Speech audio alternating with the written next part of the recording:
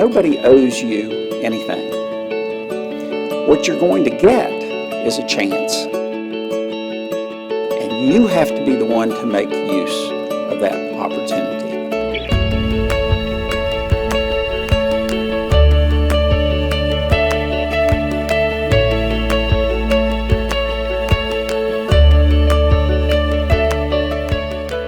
I think LCOB graduates are successful because they're humble. They don't come with a sense of entitlement. That success isn't an overnight kind of home run. They understand what it means to work hard to succeed. It's not something that's just handed to them. So they should be credited first and foremost with their success. But in addition to that, I think the college itself takes a lot of credit, in part because we do have and have maintained AACSB accreditation standards. The AACSB stands for the highest quality in University College of Business education. You are known as an individual in the Lewis College of Business. You're not simply a number in a mass audience in an auditorium. I think we have people who care and who work awfully hard and do a great job in helping our students be prepared. The relationship we build with our students is long-lasting. It lasts a lifetime, so we want the students to be successful in whatever their chosen career is. And in doing that, our role is to provide them with an excellent education as well as additional opportunities for their personal growth and development. Our students feel that they have been well prepared to be successful business people, and I think in the long run that's our greatest attribute and the thing we are most proud of.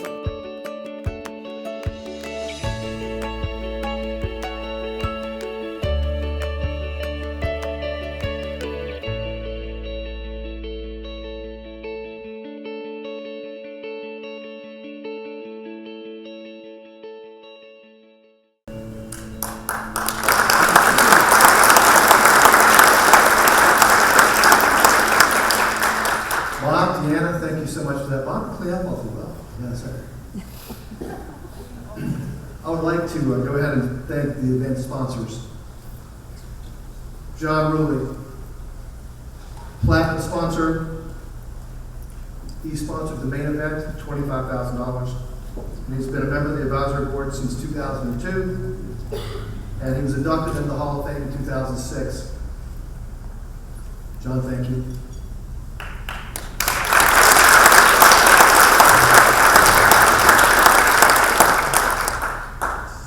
Brad Smith, Foundation Hall is named after him.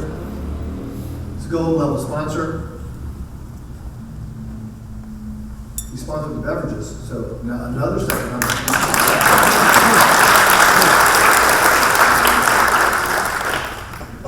He sponsored for $10,000.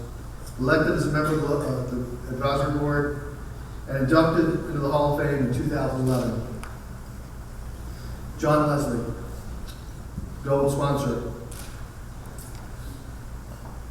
He sponsored the reception. He was inducted into the Hall of Fame in 2010. Thank you so much.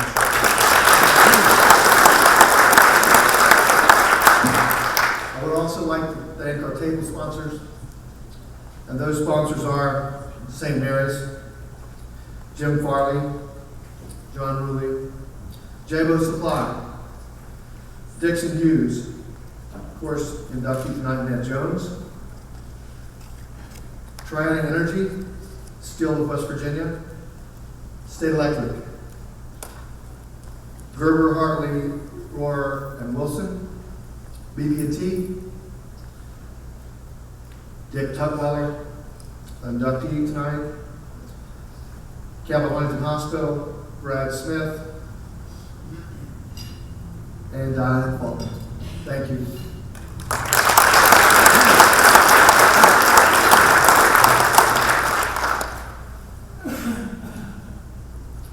I am proud to introduce, having been a part of the Dean Search Committee, I am extremely proud to introduce our incoming Dean, Dr. Avi Mukherjee. Dr.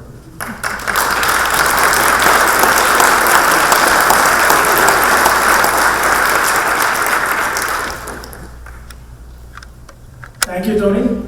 Good evening, ladies and gentlemen. What a delight it is to be here with you all today. One of the reasons why I came to Marshall, I was very impressed by a number of things, but one of the big reasons was this exceptionally engaged advisory board, which of course has a lot of alumni of the university in there, and the strong and symbiotic town-gown relationship. That is something that I found really above the ordinary. I haven't seen it in any other university that I have worked. This is actually my 7th university where I'm working in my career, and this has been absolutely a delight. I have not seen it anywhere, and I have to say it is absolutely special.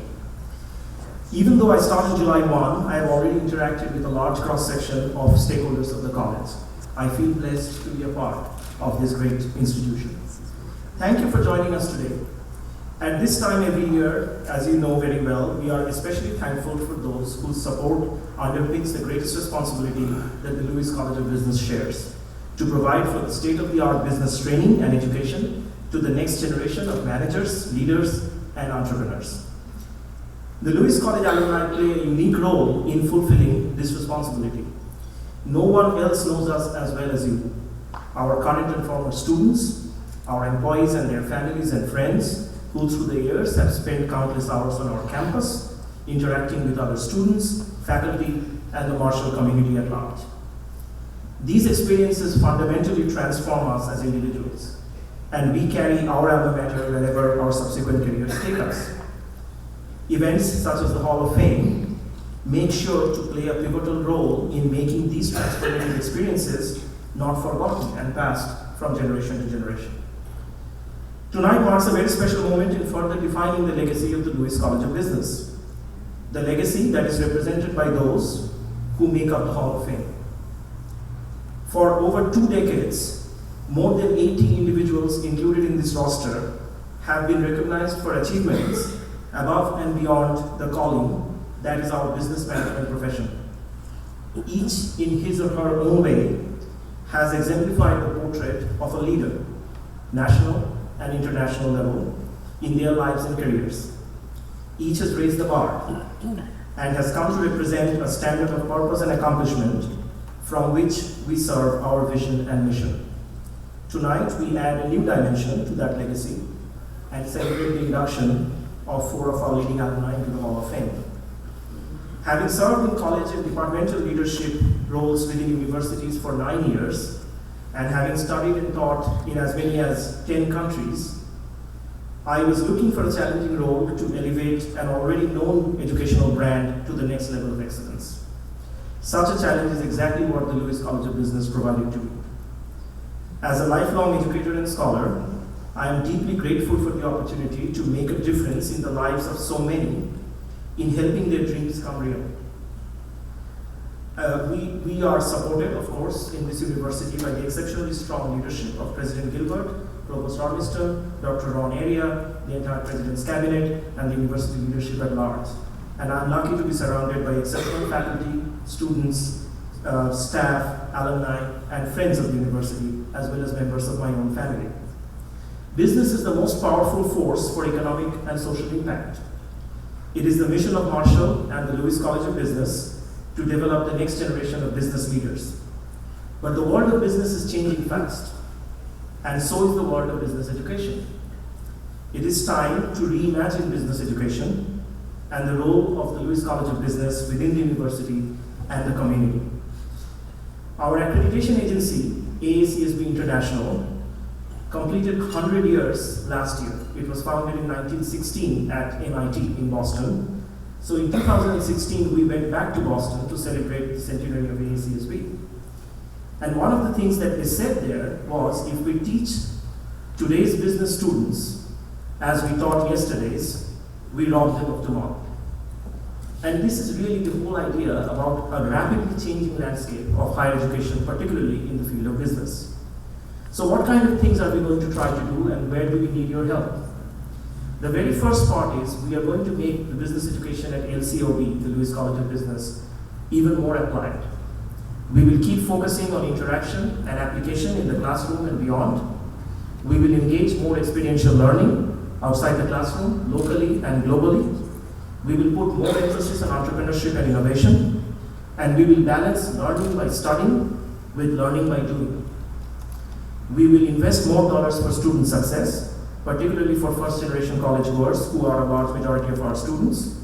We will also explore high-demand career initiatives, particularly for the West Virginia context, by looking at relevant programs, minors, credentials, certificates, badges, and other content clusters.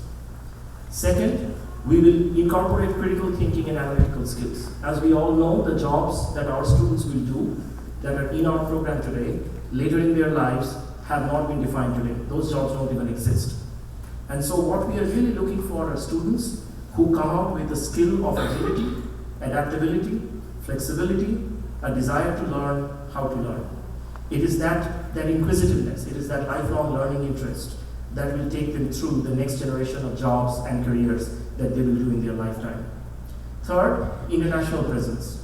Marshall is an international brand. We are Marshall made us that. It is really important that we keep building on it, and we will. The LCOB, for example, is very interested in a global presence, a global mindset, a global network of alumni, and the global imperative that we all sort of belong to. One of the recipients today is an international person, and there are more of them out there in the world that we need to connect with. Cross-functional, cross-disciplinary. Business is no longer a college. Business school and its programs need to be interacted with other colleges, for example, College of Engineering, College of Informatics, and disciplines of healthcare, medicine, pharmacy, and so on and so forth, as well as the liberal arts and so on. So there is a strong cross-disciplinary orientation that we want to pursue vigorously, because that's the only way we can really reach the next level. Real-world problems are interdisciplinary, so should be our programs. Community engagement, economic development, external engagement, action learning, all determine the kind of things that we would like to do. Impact, in terms of research impact, practice impact, and service impact is another goal. Innovation, our accreditation agency is really harping on innovation. And they're asking us to be more innovative in the kind of new programs we are offering, renewal of the curriculum, courses and mode of delivery, blended learning, flipped classroom, and so on. A unique brand identity and recognition is something that I believe we have to start with, but when we really want to take this forward at a global level, we need to ask ourselves, what comes to our mind first when we think of the Lewis College of Business? We need to be mission-driven, and we need to use the AACSB accreditation, which only 1% of the top business schools globally have in both business and accounting to be a leveraging factor. Centers of excellence. We need national recognition and ranking, and we need to keep growing in that as we move forward. And of course, the last point, but not the least, is the laser focus on student success and outcomes. There is greater stress and importance on determining the return on investment for education. Jobs, salaries, retention, graduation rates are all going to be important.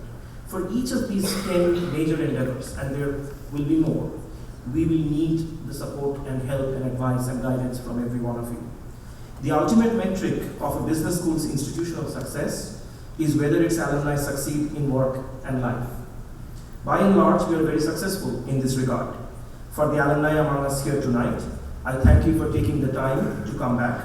I hope you will consider becoming more involved in the school community as opportunities arise this year and beyond. Our college and our students are enhanced by your experience, your wisdom, and your leadership. I want you to be involved with us as much as your time allows, and my door will always be open for you. I look forward to meeting each one of you individually, as well as listening to you carefully and working with you closely to take Marshall and the Lewis College to greater heights. Thank you for making me a part of the herd. Let's steal the thunder.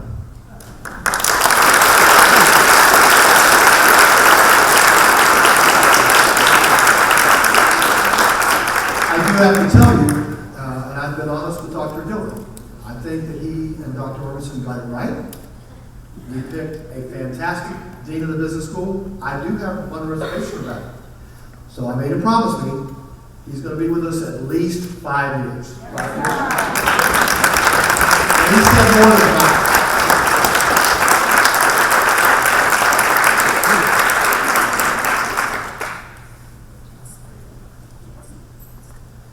I'd like to recognize some of our special guests tonight.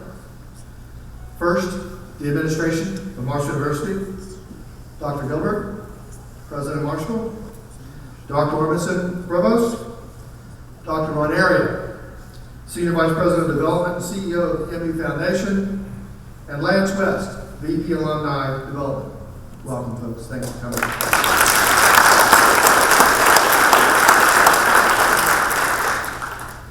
The Marshall University Board of Governors, I think we may have two here tonight. Joe McDonough in the house. There we go. Hi, Joe. And then Phyllis Arnold. Phyllis, there we go. Hi, Phyllis.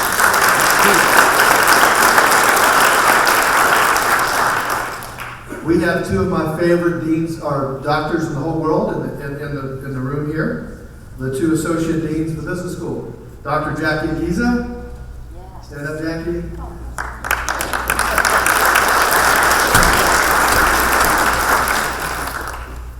And Dr. Margie McInerney. Stand up, Margie.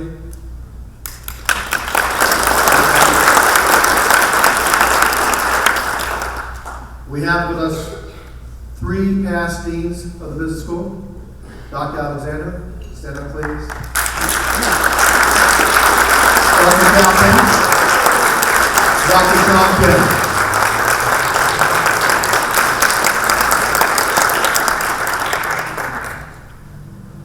I would like to ask any of the Marshall University faculty that are in the room to please stand up.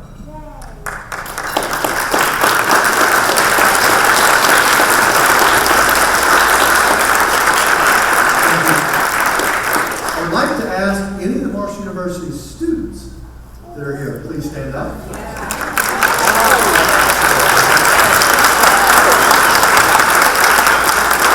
Thank you. I had the opportunity to talk with several of the students this afternoon before the event started here tonight, and I wanted to make sure that they recognize what we're here for. We're here to honor some incredible people who have followed in their footsteps, who have gone to Marshall University and gone out to do some amazing things in our world. So tonight the students get to see what the future might bring to them.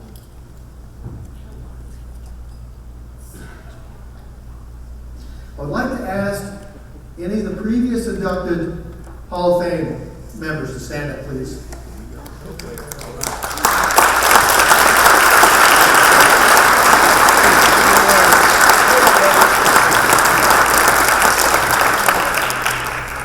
Thank you.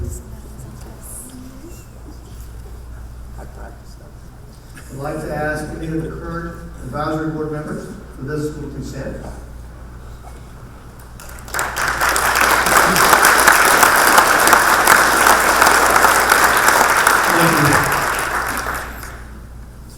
And then finally, the Hall of Fame Committee. I'd like to ask you to stand, please. Take some special honors.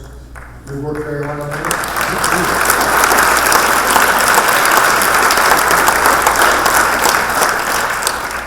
This is just a reminder, for each table sponsor, there is a beautiful Blenko vase in the center of your table. That is for the table sponsor themselves. If the table sponsor is not here, and you weren't designated to take it home, we will make sure they get to the table sponsor. And then the flukes that are engraved in front of your table, that's for each person coming tonight to take home.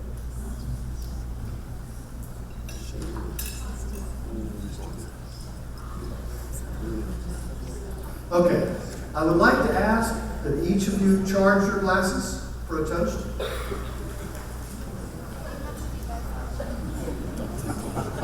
You got a double dot. Come on, that's it.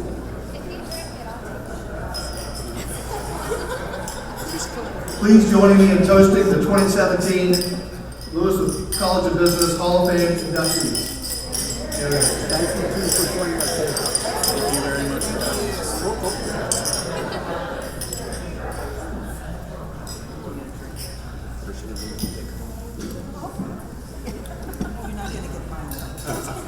Ladies and gentlemen, our first inductee tonight is Diane Rainey and her late husband, Prentice Lee Faulkner.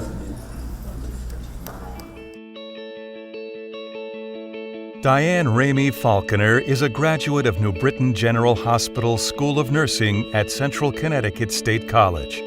She went on to obtain her Master of Science degree in Health Sciences and her Master of Science degree in Management both from Florida International University. Diane's late husband, Prentice Lee Falconer Jr., who went by the name of Lee, was a 1968 graduate of the Marshall University Lewis College of Business. After graduating with a Bachelor's of Business Administration degree with a minor in economics and math, he worked in Miami, Florida as a CPA with the firm Ernst & Whinney.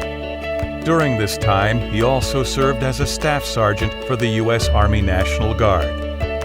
At Mount Sinai Hospital Center of Greater Miami, Diane served as the Director of Nursing for Operating Rooms, Post-Anesthesia Care Coordinator for Emergency Medicine and Ambulatory Services. She also served as the Director of Surgical and Ambulatory Services at Boca Raton Community Hospital before becoming a Senior Executive Consultant at Ernst & Young. She is a Certified Nurse Administrator and a Certified Operating Room Nurse. Diane has published more than 35 articles in 6 professional journals, served on the editorial board and published articles for Today's OR Nurse and OR Manager, and is listed in the Who's Who in American Nursing. Lee served for 12 years as the Director of Fiscal Services for Mount Sinai Medical Center. Among his many accomplishments there, he was responsible for the internal development of a hospital information system and also implemented a patient financial representative system that created a substantial increase in productivity and cash flow for the center. Lee then served for 3 years as the Chief Financial Officer of North Broward Hospital District in Lakeland, Florida, where he reorganized the Financial Services Division to more effectively respond to the rapidly changing healthcare environment. Through their exceedingly generous financial contributions to Marshall University, the Falconers have underscored their faith in the values of our university and its ability to educate students who contribute to our state, our country, and our world. In 2014, they established the Prentice Lee Jr. and Diane Ramey Falconer Quasi-Endowment Fund, which benefits Marshall University business students today. And in 2001, they set up a multi-million-dollar trust and made Marshall a beneficiary. Today, we honor the Falconers, Lee, who passed away in 2013, and Diane, who is here with us this evening. For their passion for education and for Marshall University, we welcome them into its College of Business Hall of Fame.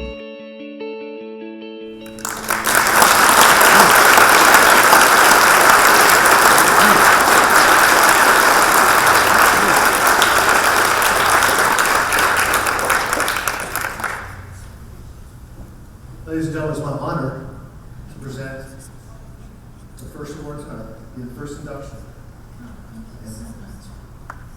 Well, it's so great to be here.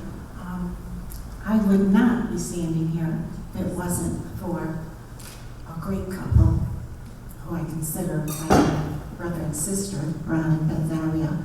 They found my name while they were making a visit to Clearwater Beach, where I live. And they called me up and wanted to talk to Lee. And at that time, Lee was in a assisted living facility. So I met them, had lunch, fell in love with them. They were great. They invited me up to Marshall and met so many great people here. Lee had always wanted to come back to Marshall and see the campus and visit the battlegrounds. He certainly would have been an asset here on the board, the advisory committees. He was a futurist. He was really admired in Florida. He was voted outstanding seminar speaker by the Florida Healthcare CPAs. He was, how can I say, he had stage presence. He'd walk into a room, everybody took notice at 6'4", very articulate, a true Virginia gentleman. He, of course, was raised in Alexandria, went to Fork Union Military Academy, was a Senate page boy for 2 years under Johnson administration. Just came to Marshall, loved it here, always talked to me about Marshall. And we were listening to a speech that Warren Buffett gave on philanthropy. And at that time, Lee was just developing his software products, developed 40 financial software products. And I was working as a consultant for EY and traveling all over the country in Canada. And so we thought, what are we going to do with our assets? Because we would never drive a car more expensive than his boss. And when I worked in the operating room and emergency room, I didn't have to really dress that much until I got to work for EY. But Warren Buffett said something about philanthropy and talked about giving back to your community and your colleges. And he said he would educate his children and his grandchildren, but not leave them his entire estate. And I thought that was very good. He said the research shows that your heirs will spend the money within 10 months to 2 years. It'll be gone. So Lee and I care too much about education. So we said, well, that's not going to happen. We did not have children. And so Lee and I sat down and talked, and we wanted to have it as give scholarships for master's level and PhD levels. And we decided on Marshall and FIU, where I went to school. So we did that, and at that time, Ron and Beth came, and I talked to them about that we had developed this charitable trust. And I thought when Lee passed away, that I had to pay a lot of taxes. So I talked to my tax attorney, and I said, can't I give this away to Marshall? Money. So now every year he tells me how much money I can give away, so I don't have to pay taxes. And it's so heartwarming to give these students. I think Ron told me last night that 40 students from Marshall received college education, master's, doctorate levels from us, just in 3 years. And it's so great. Crystal arranges for me to meet, have lunch, come out and have lunch with the scholarship recipients. And I have to tell you about this one letter. They all write me letters, thank you notes, and I keep them all. And one of them, and maybe Bob Simpson's, what's one of his students, he wrote a letter. He could not meet me for lunch, but he said he was a 23-year-old father of 3, and he was finishing his master's and sitting for his CPA points. And I mean, I could cry. We've been thinking about the letter.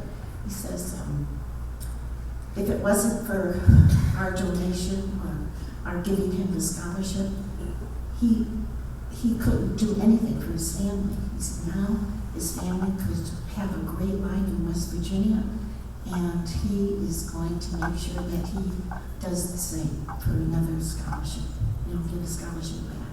And most of the students that I talk to them about philanthropy, and when they get to be successful,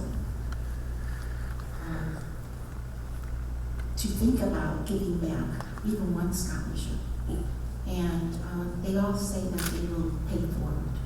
And I think that's great. I mean, this is your student from West Virginia. What a difference he's going to make in the community. So I want to thank you all for giving me this opportunity to give money for these kids. It's a really real pleasure. Thank you for everything.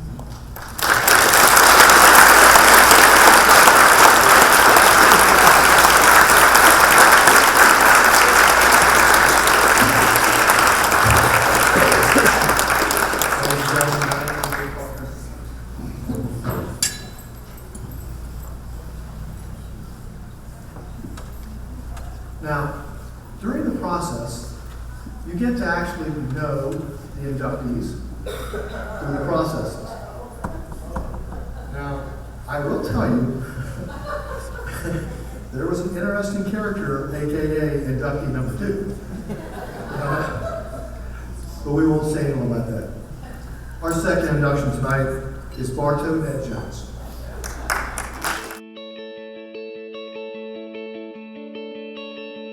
Ned Jones, a member of the storied Jones family of West Virginia politics, has been a star athlete, businessman, state senator, and longtime champion of Marshall University.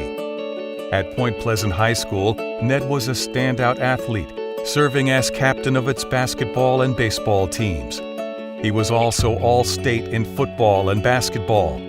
Ned graduated with a Bachelor of Arts degree from the University of Virginia in 1968 and received a graduate assistantship at the University of Arizona, where he also taught undergraduate classes. In 1971, Ned and his brother Brereton Jones entered the construction business. Ned is the president of Wahoo Enterprises and president of Stonewall Enterprises.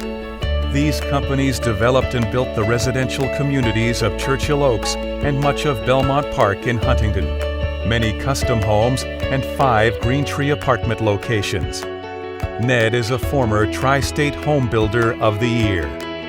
Ned was chairman of the Democratic Election Committee for Huntington in 1985 before becoming a state senator in 1986. During his first year in the Senate, he authored and helped a resolution that recognized Marshall's mission as one of the 2 main pillars of higher education in the state, and asked for an increase in the university's allocation of state dollars per student. Marshall's Young Medical School was faced with a serious accreditation issue, and the school's associate dean said Jones' support eased that jeopardy. Through the years, he has also championed the university on other issues, including the funding of the Institute of International Trade and Marshall Center for Research and Economic Development. In 1987, Ned introduced legislation to build a new football stadium for Marshall, and it passed the following year.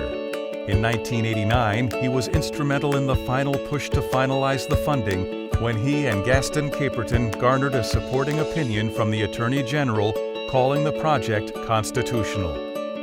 Ned's efforts were equally effective when he secured the commitment from Gaston Caperton to get Marshall's College of Business accredited.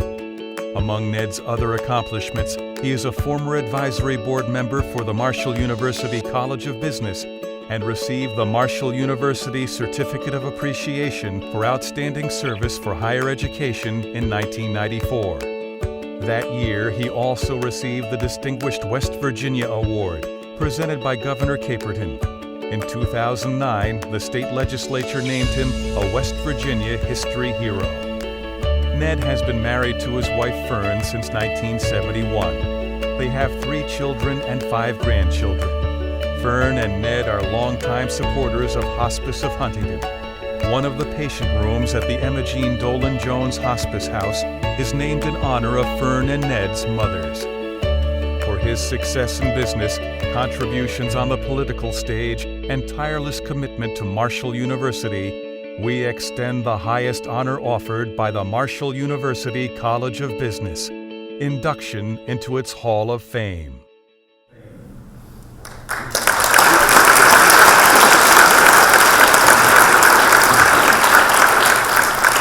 Ladies and gentlemen, Ned Jones.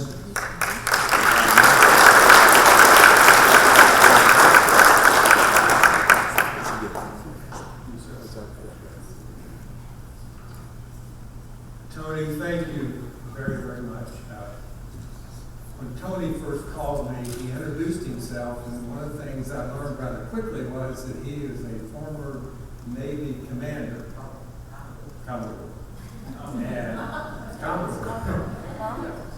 And I was impressed with that a little bit, but then when he told me that he was Clarence Martin's son, that's when he had my attention. And let me just tell you that when Tony called, he said that he wanted to induct me into this Hall of Fame, and we were actually very much overwhelmed. And then said, well, when is it? And he said, well, it's April the 17th. And I said, that's a tough date for me because the weekend before, on April the 8th, our daughter's getting married in California, and we already have everything scheduled. We don't even fly back until April the 18th. And Tony said, well, you know, we can put your name back in the mix and see how it turns out next year. My thought was, they made one mistake this year. I doubt if they're going to make two mistakes. So we decided that we would go ahead and do this. And I just want to say, Tony, that I thank the board very much because you have really honored me beyond my due.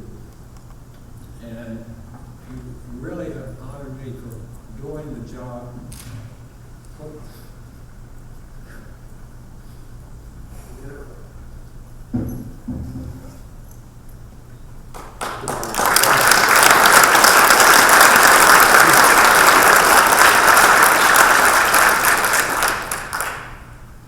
didn't do this at all already.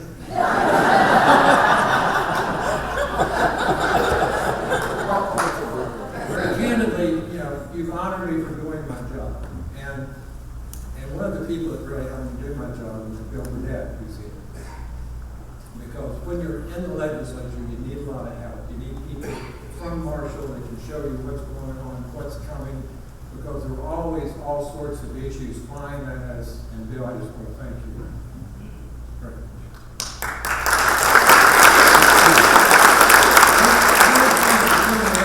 He said, you know, if you can, share with them some life lessons because there are going to be a number of students in the audience, and we want to share some of those life lessons with them. And one of my favorite quotes comes from Tony Bennett, and that's not Tony Bennett the singer.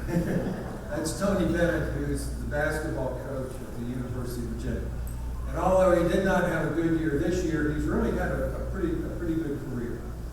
And one of the quotes that he shares with his students all the time, or his players all the time, is that if you want to run fast, run by yourself. If you want to run far, run with the group.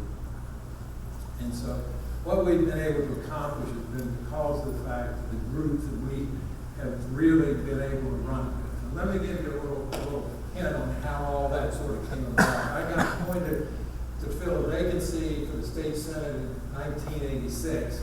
And like 25 days later, I had to run for public office. That filing period, that's when it started. And so I needed to decide if I was going to run or not. So the first thing I did, people who did this, Charles Ryan and Associates, I hired them to say, can you do a poll for me to figure out how I'm doing? And they said, sure. So they called back a little bit later and they said, well, we got some good news and we got some bad news. And I said, well, tell me what the good news is. They said, well, the good news is that your positives to negatives are really strong. And I said, well, what's the bad news? They said, well, the bad news is nobody knows you. And so I said, well, what do I need to do? They said, the first thing we got to do, we got to put some ads together. Of course, that was right in their wheelhouse, to put some ads together. We got to put some ads together to get your face out there and your name out there to see what we accomplish. So immediately they put together what they call these little talking head ads, which are really quick things to go out and try to promote who exactly you are. And at the time that was going on, my brother Brereton, who was in Kentucky, was thinking about running for lieutenant governor, and he said, let me have my consultant that's going to help me come by and take a look at your ads. And I was very proud of those ads, and so when he came in and he looked at them, I kind of beamed, and I said, well, what do you think? And he said, well, if you were horizontal, we'd just take you to the funeral home.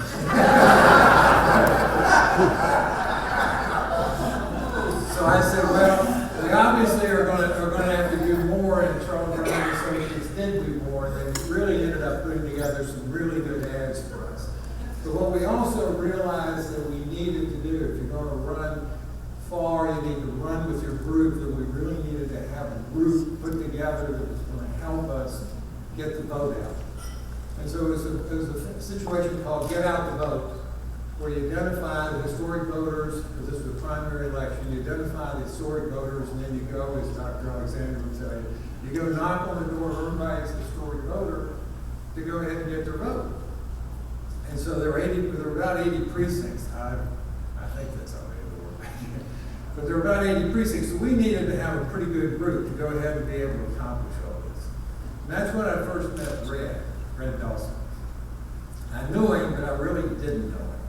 And so when Red came to help us in doing all this, and I realized that Red was going to help us, I said, wow, that's wonderful to have Red in our group, because even if the people don't like me, I know they like Red. And when Red asks them to vote for me, they're going to vote for me just because they like Red. And the second person we had in that group who's here tonight is Ken Wolf. And anybody that knows Ken knows how committed Ken can get to a situation. Now, Ken doesn't give you 100%, he gives you 150%. And so when Ken came up, he said, I don't want one precinct, I want 2 precincts. Okay? And he said, I'll take my home precinct. And he said, well, what's one of the toughest precincts that you think you're going to have in the primary election? And I said, well, probably Guyandotte. He said, all right, you give me Guyandotte. And so Ken covered his home precinct. But then when he went to Guyandotte, he just threw away the historic voters list. He decided he was going to cover every house in Guyandotte. And so Ken's going around, Republicans, Democrats, people that aren't registered, he doesn't care. He's calling on all these people. And all of a sudden he comes up, and also as he's calling on these people, he's carrying his doctor's bag with him. You know, this is a full service door-to-door campaign. And he knocks on this one door, and this little boy comes to the door and looks up, and he turns around and says, Mommy, Daddy, it's Dr. Wolf. And this was a child that Ken was seeing as an indigent patient. And so they came. Ken not only got them registered, he got them to vote. And there's some people who say that he got them to vote more than one time. We're not going to go into that, Ken. But the second thing was that Ken is one, as he says, I'm going to cover a precinct for you, I'm going to cover the entire precinct. And there was this little hollow he had to go up to go ahead and visit some of the last precincts that he had to cover. And when he got up there, before he could get to the last 4 or 5 houses, there was this junkyard dog sitting right there in the middle of the street and would not let Ken by. And so Ken said, well, I can solve that issue. So he got in his car, he went home, and he got his dog, Luther. He was a Rottweiler, about 180 pounds. And he brought Luther back with him. And when Ken got out of his car, that dog barked at Ken. But when Luther got out of the car, that dog took off. And Ken covered the rest of that Guyandotte precinct. And needless to say, we won that precinct. So my point is, if you got a good group, you can really get a lot of good things accomplished. And that's what we were really able to do. And let me give you one more quick story about groups, because sometimes in groups, you can have your group, but there's another group that's a little bit larger in your group. And so one of the lessons we learned early on was in 1991, and the House of Delegates had this measure that went flying through, and it was from the it was from the WVU Medical School. There have been some concerns about funding for the medical schools, and WVU came up with this wonderful solution about how to solve this funding problem. They decided that to cut costs, you would just take the health sciences that were taught at WVU and the health sciences that were taught at Marshall, and you would just move all of them to WVU. What a novel idea for WVU. But what it really did was to gut our medical school. And that bill ended up going through the House, just lickety split, and was over in the Senate. So I went over and talked to some people in the House, and I said, tell me what happened. And Dr. John Hunworth, who was over there, started explaining it all to me. And as I said, in WVU, because there are more supporters in the legislature from WVU than there are from Marshall graduates. They outnumbered us, and so therefore we had to figure out a way to grow our group. And so in talking to Dr. Humberg, it dawned on me that the people that were teaching the health sciences at the Marshall Medical School were also seeing a lot of veterans at the VA hospital. And so I asked John, I said, John, what does that mean to those veterans? He said, well, for those subjects, for those areas that they're teaching, since they're not going to be there, when the veterans go to our VA hospital, they're going to go there and be transferred someplace else. So I said, well, now maybe we get the veterans to help us so that our group is bigger than their group. And so we ended up calling on Bob Bass, who was the adjutant general of the American Legion, and saying, Bob, we got a problem. We got a problem for our med school. You got a problem for your veterans. And we pulled those two groups together. And the next morning, when that issue came up, Dr. D'Alessandri, who was head of WVU Med School, was up in the audience. And we were trying to talk to some of his supporters about getting them to withdraw this legislation. And by the time they read the letter that came from Bob Bass, they just said, okay, we surrender. But the key is, for the students that are out here, you want to make sure you got your group, but you also want to make sure that your group is a little bit bigger and a little bit stronger and a little bit more energized than their group.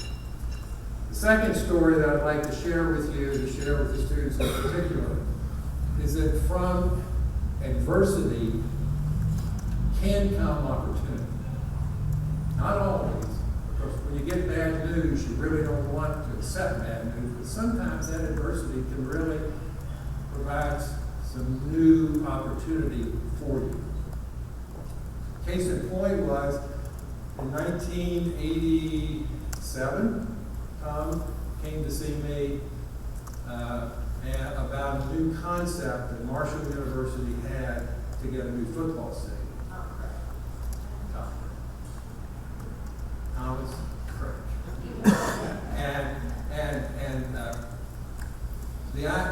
The idea was to try to get legislation passed in the House and the Senate and all the subcommittees that it would go through to get a football stadium. There would be some group of West Virginia diehard, WVU diehard somewhere that would block what was going on. So they came up with this idea that what we need to do is just amend the budget and do a one-time thing to go ahead and get it passed.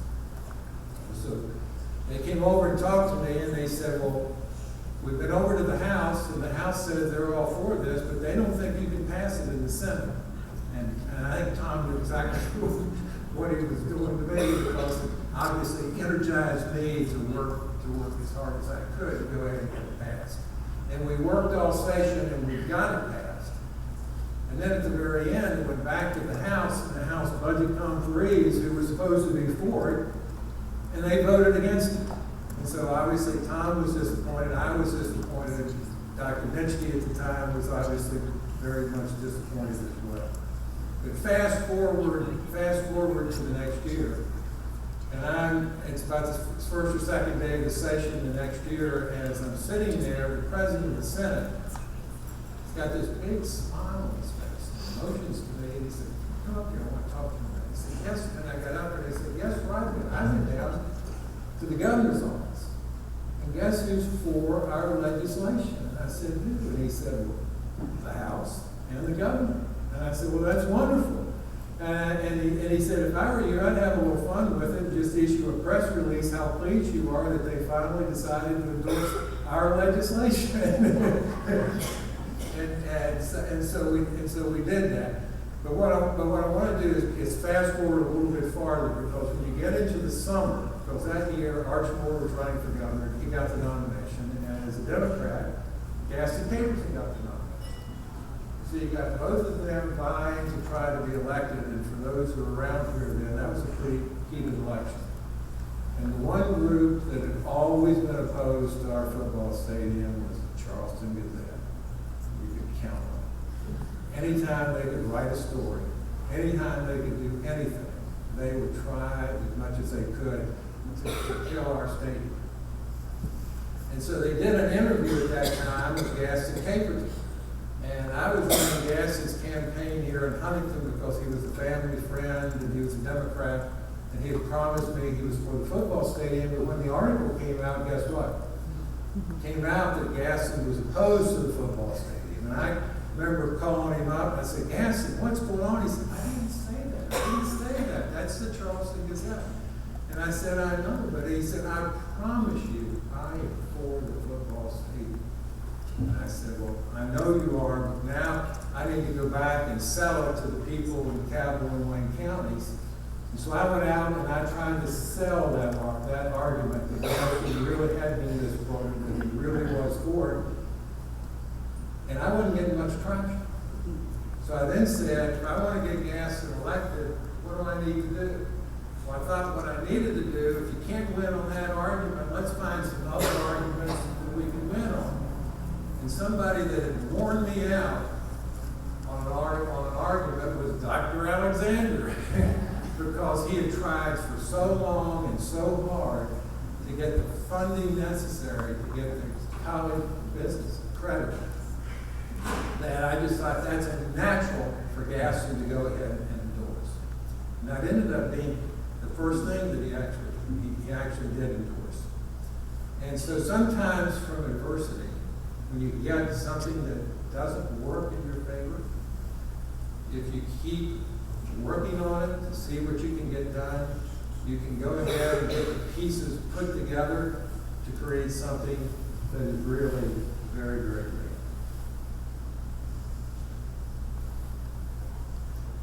You know, tonight this award for me is much an award for Dr. Alexander as it is for, I think, anybody, because of all that he was able to do for the College of Business. You know, in flying, the most difficult part, getting the airplane airborne. And I think that's what Dr. Alexander was able to do. And I think we all owe you a great debt of gratitude.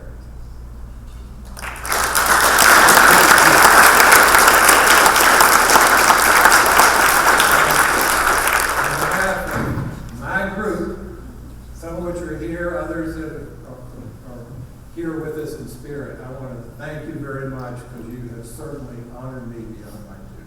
I appreciate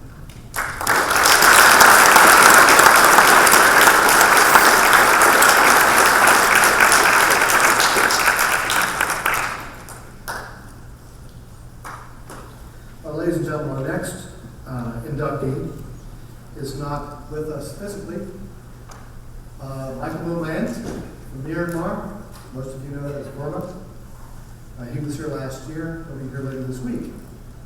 And with that,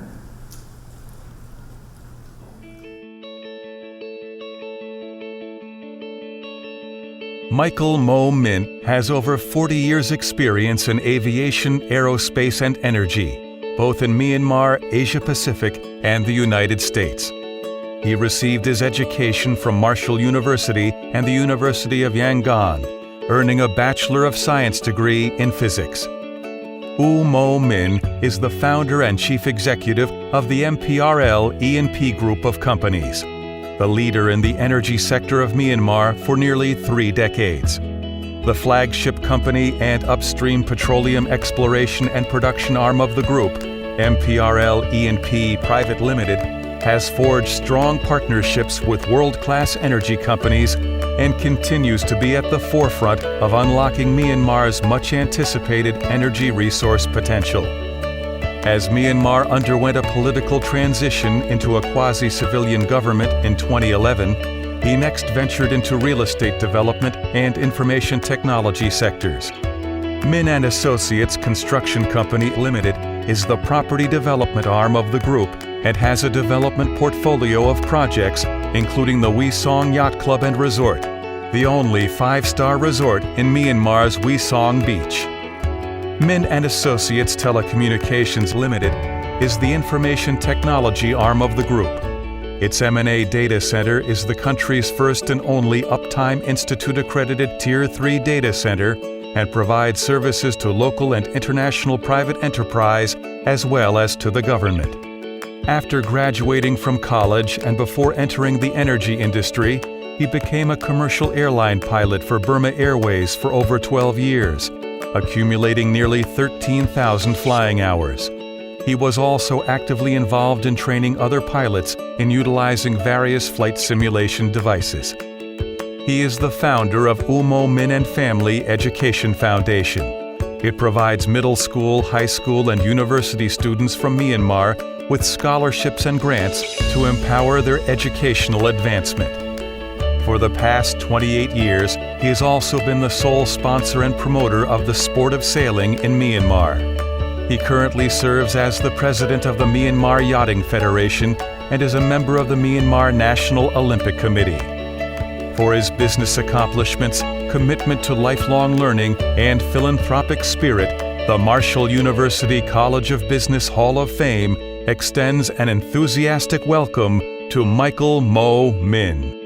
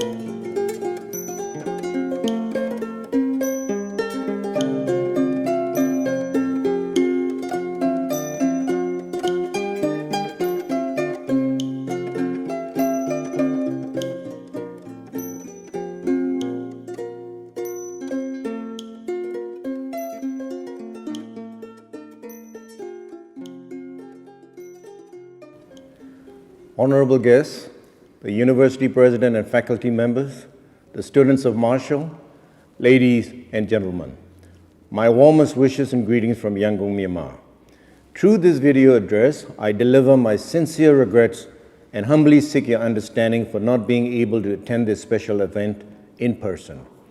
This is due to the fact that traditionally, this week coincides with our Myanmar New Year holidays, which is based on our lunar calendar, along with the water throwing festival. During this period, I and my family would normally have an open house for friends, colleagues, and staff members of our group of companies, which normally prevent me from traveling from my residence. During my last visit to Marshall after 45 years, I was most honored and humbled to be inducted into the Hall of Fame of Marshall University Lewis College of Business. It was certainly a surprise to me, and I must say, I was very deeply moved. I also take this opportunity to admit that I hold my experience at Marshall to be very close to my heart and soul. During my time in Huntington, I recall the Kent State shooting incident, student demonstrations against the war in Vietnam, and most sadly, the demise of our beloved football team, many of whom were my South Hall dormitory mates who perished in the crash. At the same time, I'm always grateful for having met professors and mentors, particularly Dr. Alexander, who guided and shaped the foundations of what I have become today. My ZBT brothers, with whom I shared great times together, some of the episodes I would certainly not want to mention today. Last but not least, to the great city of Huntington, the citizens which made me feel so much at home when I was there. Accordingly, I am and will always be honored to be a son of Marshall. During my last visit to Marshall, I was very proud and impressed to see how the university has significantly grown and improved over these years to to become a world-class institution of higher education. I want to thank all those who had helped shape the university, as well as to the city of Huntington to be where it is today. I cannot describe in words as to how proud I am of the journey I had together with you, and very much look forward to having many more good things to share in the years to come. Thank you very much, and may God bless you all.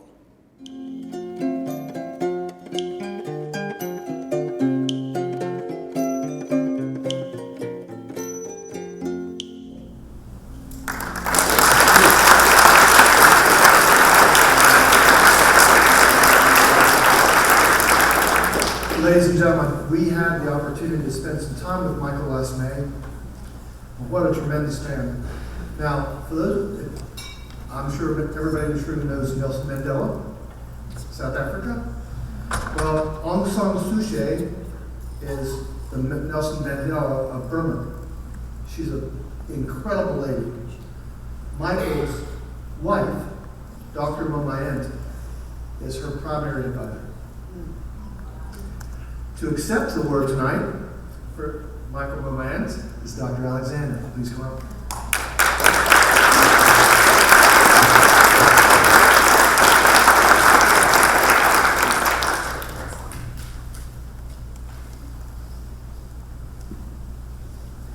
I feel very honored.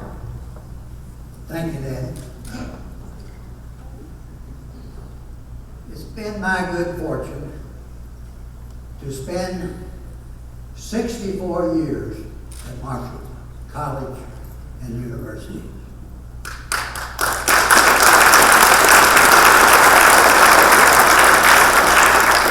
Subtract 2 years, one where I thought I was going to the University of Michigan, and the president asked me to come back to serve on his cabinet, which I did. And it was not a mistake.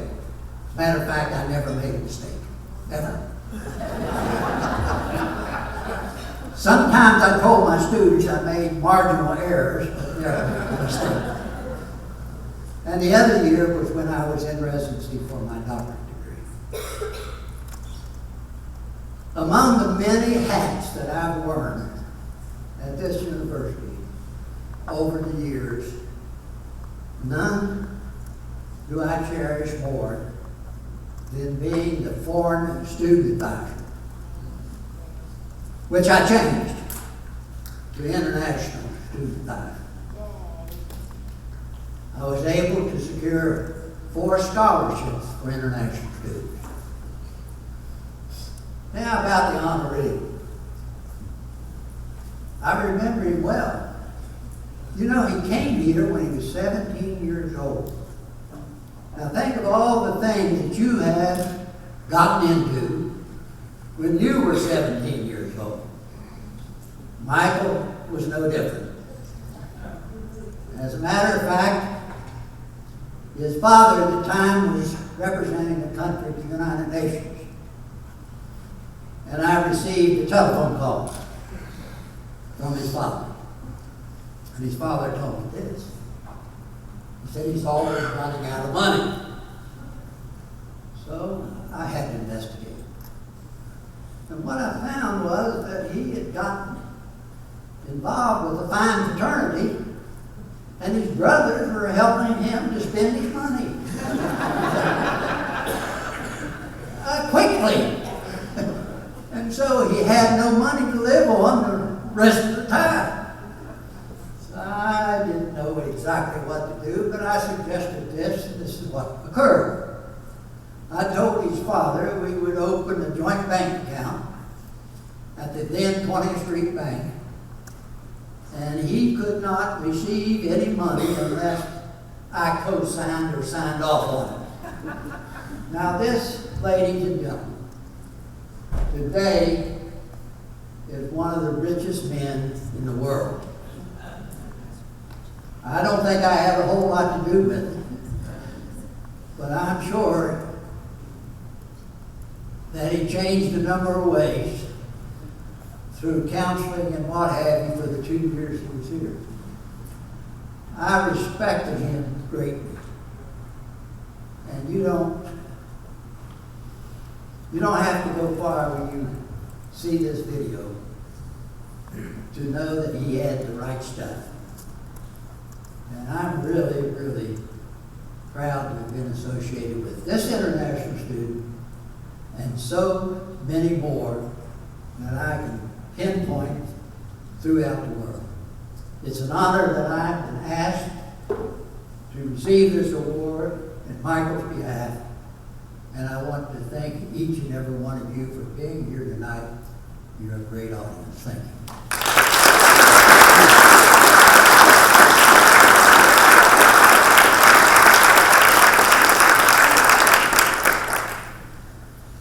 Dr. Alexander, always special. Thank you, sir.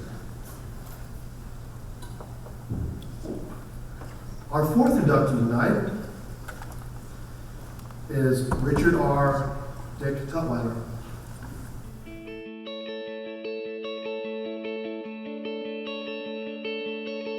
Charles R. Tutwiler, who goes by Dick, is a West Virginia native and graduate of Marshall University. He earned his bachelor's degree in business administration in 1973 at Marshall before embarking on a highly successful career in the insurance industry. Dick moved to Huntington, West Virginia with his family at age 11. He attended Riverside Military Academy in Gainesville, Georgia, before returning home and graduating from Huntington High School in 1965. He then joined the U.S. Air Force, where he served for 4 years. Thanks to the GI Bill, he was able to pay for his tuition at Marshall. At age 27, Dick migrated to Florida in search of opportunity. Travelers Insurance Company hired him as an adjuster trainee. There he earned his insurance professional designation. He stayed with the company for 10 years, eventually becoming its senior field claims representative. In 1984, Dick opened Charles R. Tutwiler Associates, Inc., a public adjusting and loss consulting firm headquartered in Tampa. Now, with more than 32 years of service, Dick and his firm of adjusters have worked throughout the nation to assist policyholders following catastrophic losses from natural and man-made disasters, including hurricanes, wildfires, and building collapses. Dick is recognized throughout the state of Florida and across the country for his work in his field. He's included in the Who's Who in American Finance and Industry and the Who's Who in Insurance in Florida. He's also provided expert consultation services to the New York Times and the Miami Herald, and has had articles and papers published in national trade publications. In 2002, Dick was named a vice chairperson of Marshall's $100 million campaign for national prominence. He has served as president of the Florida Association of Insurance Adjusters and president of Windstorm Insurance Network, serving on its faculty at every conference since its inception. He also has served as director on the board of the National Association of Public Insurance Adjusters. In honor of his home state and his parents, Dick established the Jacob Oliver and Helen N. Tutwiler Scholarship as part of Marshall University's John Marshall Scholars Program. He and his wife Linda have endowed a second scholarship at Marshall, as well as one at the University of South Florida. Dick is an outdoorsman and dedicated family man. Dick's son, Richard P. Rick Tutwiler, is vice president of Tutwiler and Associates and is continuing in his father's footsteps, moving the company forward to the next generation, assisting policyholders with their losses. For his lifelong commitment to his profession, his alma mater, and the good of his community, we extend Dick Tutwiler a warm welcome into the Marshall University College of Business Hall of Fame.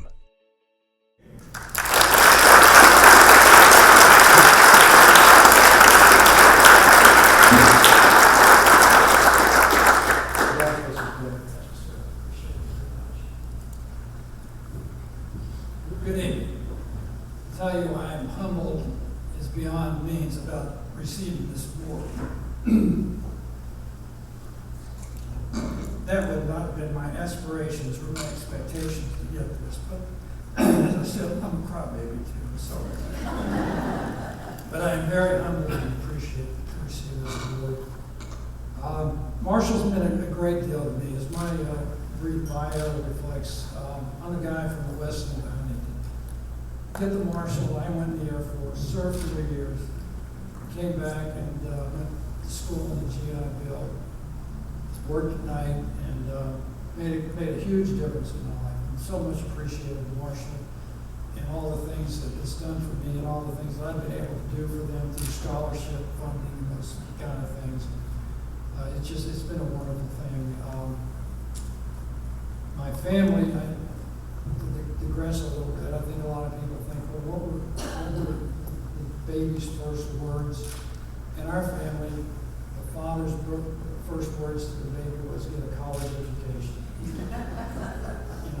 I have family members here, but our father, that was the thing. I'm the first son of our family, a West Virginia family, to actually get a college education. I'm pleased to tell you my sister is here. 2 sisters are here. Jeannie, I think, who has 3 degrees. My other sister, Pam, is also a graduate. And we also have Sid. So Marshall and siblings and nieces. So Marshall has been so very important.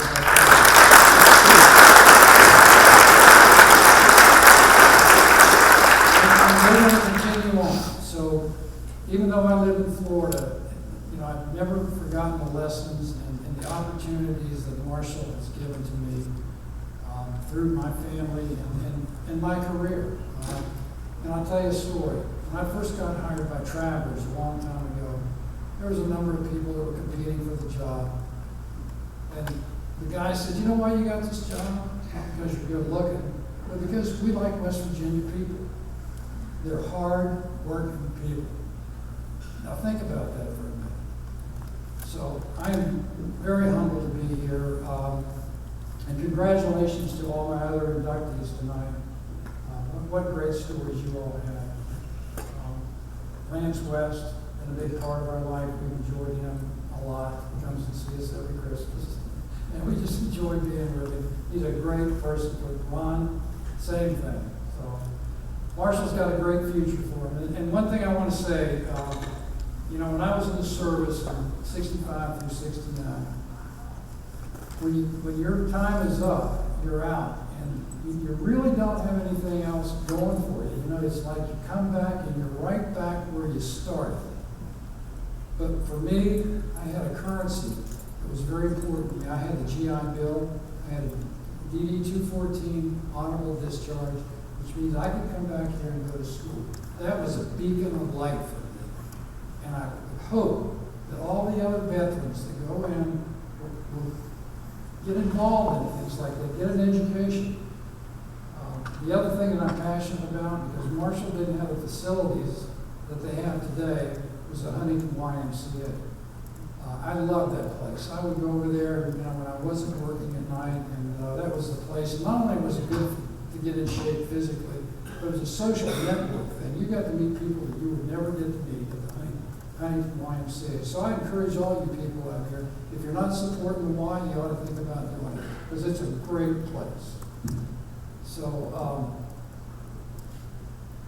more is less. I will say this: God bless the United States of America. God bless Marshall University. And God bless the great state of West Virginia. Thank you.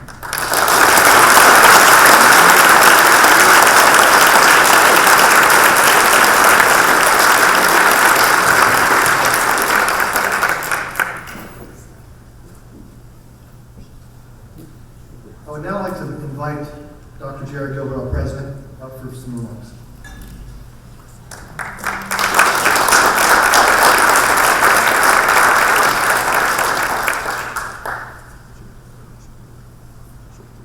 Good evening.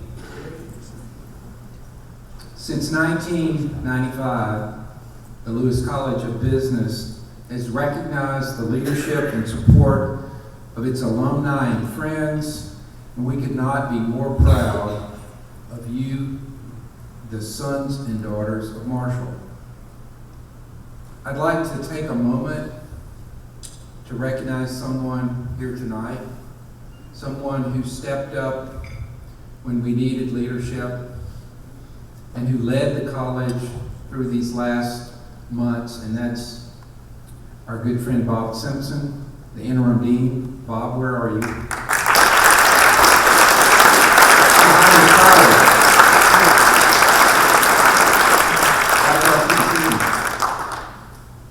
course, with endings, there are beginnings, and we heard tonight from Avi Mukherjee, and I couldn't be prouder to have him following Bob to come in and provide leadership from the college. I think you've heard him speak tonight, and you know what type of leadership he's going to provide. I think it's going to be an exciting day for the Lewis College of Business. I'm very excited to have you on board, Avi.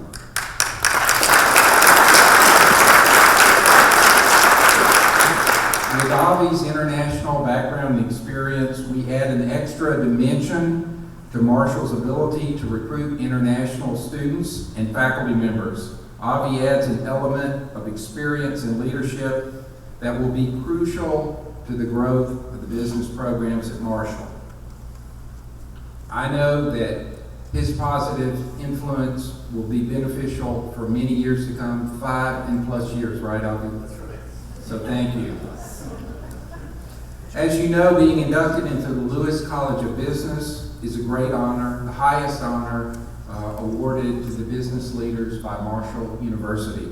I would like to congratulate tonight's honorees once again, Diane Faulkner and her late husband, Prentice Lee Faulkner.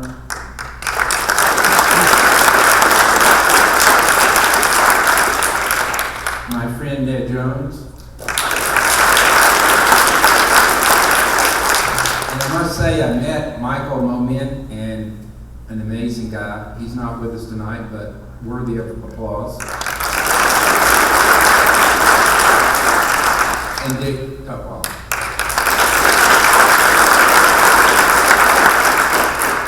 With your support, the honorees tonight and the other honorees and the supporters of the College of Business, we're able to provide our students with opportunities for success that will set them apart for the future.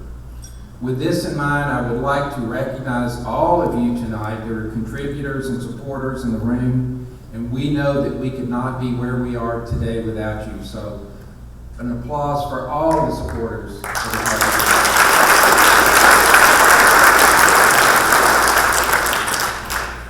I think there are those out there who would question the impact of Marshall University and what it does for the state of West Virginia. And I will say, I don't think there's a better time for us to pull together and support Marshall University. Throughout the interview process, I've spoken about the concept of building a new business for the College of Business.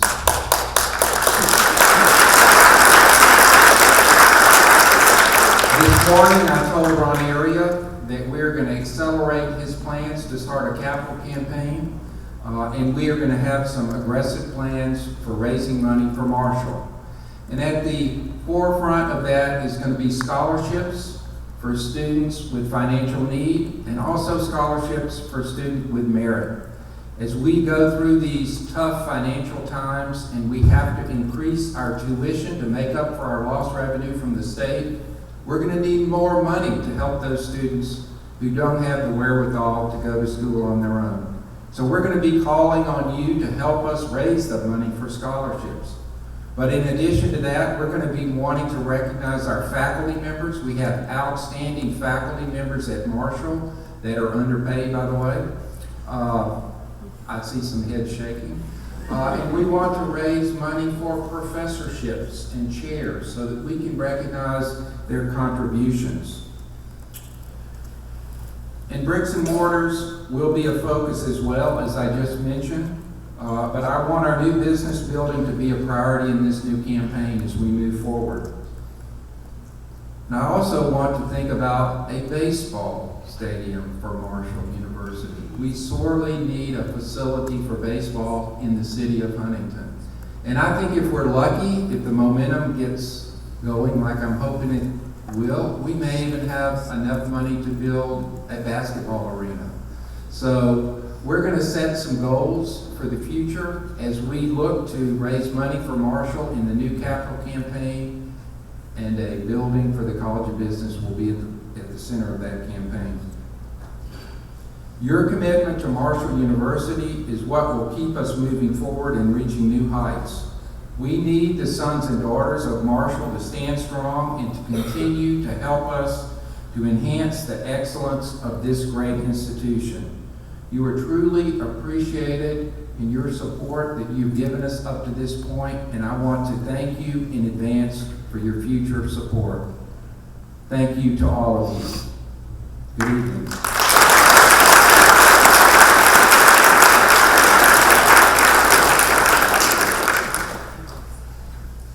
Thank you, Dr. Miller. Well, our president just said it. Bobby talked about it earlier. There has been one man who stepped up when the times were rough to lead our College of Business in a time of need. It is my final act tonight to introduce a friend and our interim dean of the business school, Dr. Bob Simpson.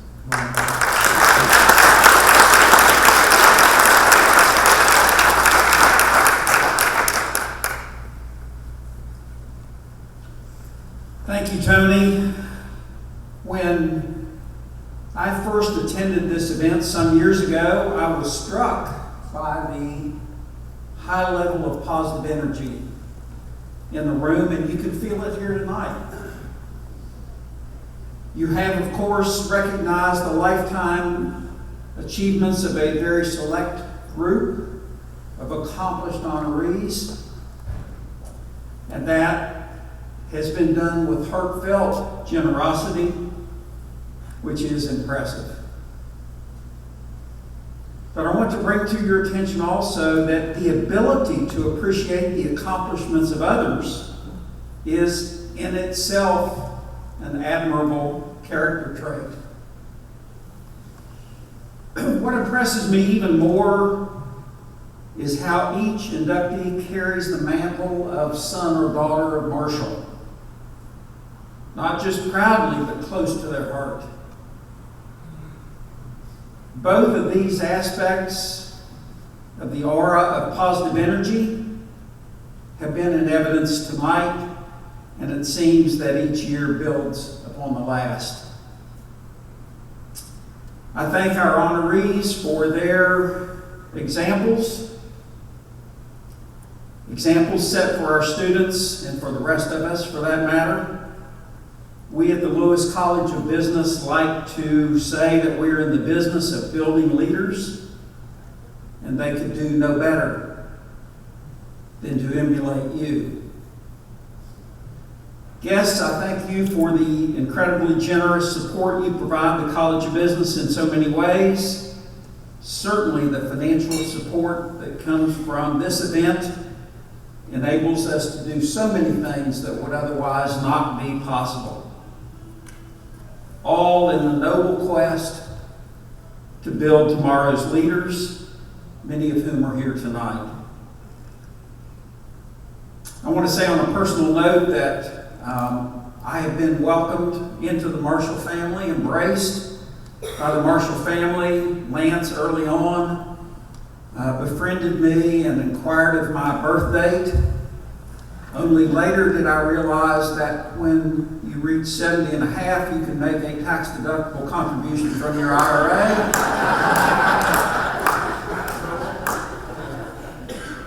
But to tell you the truth, I'm looking forward to that date so that I can make a contribution from my IRA. And President Gilbert, I'm going to jump right in there on that new building, I promise you.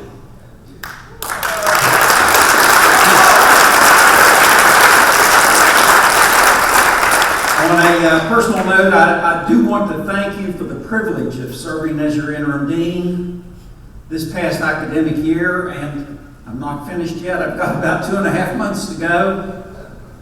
As you can tell, the college will be in good hands with Dean Mukherjee, and he will be ably supported by associate deans, faculty, and staff. The future is bright indeed for the College of Business. Well, as we conclude tonight, it's clear that Marshall has run a long ways in 180 years. And true to Ned Jones' counsel, it's because we have run as a group. I know you will continue to do just that. And we thank you for your support and for your attendance tonight. This concludes the evening's proceedings. Thank you and good night.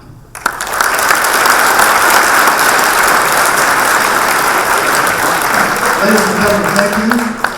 Before we break up here, there's two very special people in the room, and they've gotten no recognition tonight. But without them, this event would never occur. Miss Molly Robertson, would you stand, please?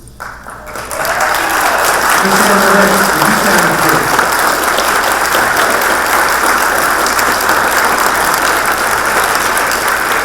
I'm here to tell you that Bob Simpson only looks good every day as the dean because of those two ladies right there. I'm here to tell you that this event happens every year because of those two ladies right there. Ladies, thank you so much. Ladies and gentlemen, this concludes the ceremony. Thank you for coming.